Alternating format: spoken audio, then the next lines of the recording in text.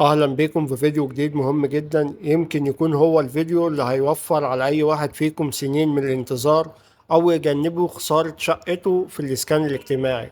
النهاردة هنتكلم عن مرحلة خطيرة جدا، مرحلة ممكن ناس كتير ما تكونش واخدة بالها إنها السبب الأساسي لرفض ملفاتها في البنك.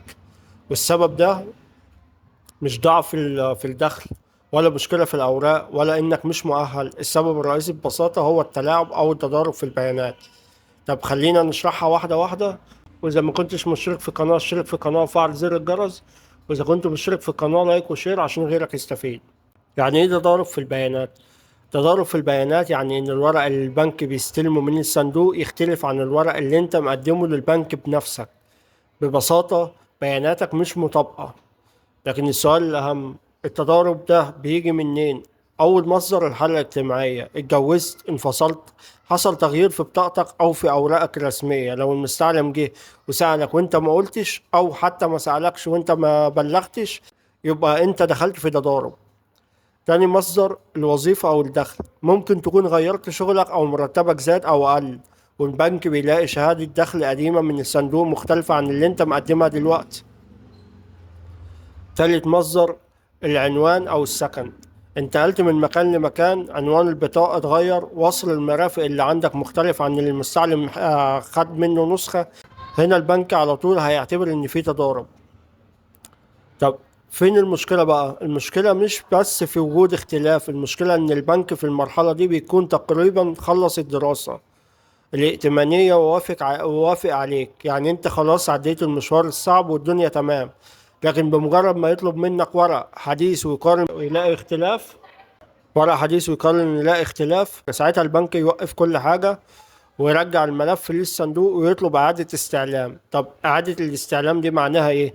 معناها وقت، ووقت طويل جدا، والأخطر من كده إن البنك نفسه ممكن يرفض يتعامل معاك تاني ويقول لا، الملف ده فيه مشاكل من البداية، فتضطر تدور على بنك تاني. ودي دائرة مرهقة ومكلفة وبتاخد شهور وأحيانا سنة أو أكتر. الخسارة الحقيقية فين؟ اسمعوا كويس، اللي بيخسر في الآخر مش الصندوق ولا البنك، اللي بيخسر هو أنت. ليه؟ لأن الشقة بترجع للصندوق والفلوس اللي دفعتها بترجع لك بنفس القيمة القديمة، وساعتها لما تيجي تقدم من جديد هتلاقي الأسعار ارتفعت أضعاف، والسنين اللي ضاعت مش هترجع.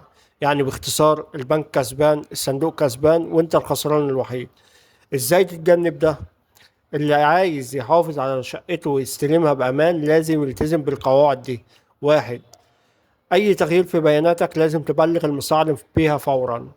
اتنين، ما تعتمدش إن المستعلم هيسألك عن كل حاجة، أنت اللي لازم تبلغه بنفسك. تلاتة، بعد ما المستعلم بيمشي ما تغيرش أي معلومة من بياناتك إلا لما تتأكد إنها اتسجلت رسمي.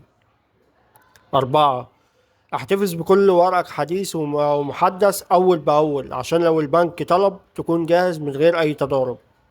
ليه الفيديو ده مهم؟ الإجابة بسيطة، كل يوم في ناس جديدة بتدخل مراحل جديدة لأول مرة. اللي قدم النهاردة مش زي اللي قدم من سنين. من حق كل واحد يسمع المعلومة دي ويتجنب الغلط. فأنا بدوري بقرر وبوضح عشان أحميكم وأنتم، مش عشان أمل أو أضيع وقت. الخلاصة، التضارب في البيانات مش حاجة بسيطة، ده السبب الأول لرفض ملفات الناس في البنوك. لو عاوز توصل لشقتك بأمان، امشي عدل، بلغ عن أي تغيير، وحافظ على بياناتك متطابقة. في الآخر أتمنى تكونوا استفدتم من الفيديو ده. لو عندكم أي سؤال أو موضوع عايزين نتكلم فيه، اكتبوا لي في التعليقات وهرد عليكم وأوضح للناس كلها. ما تنسوش تدعموا الفيديو بلايك وشير عشان يوصل لأكبر عدد. وإذا ما شاركتش في القناة اشترك في القناة وفعل زر الجرس عشان يوصل لك كل جديد. وربنا يكتب الخير للجميع إن شاء الله. والسلام عليكم ورحمة الله وبركاته.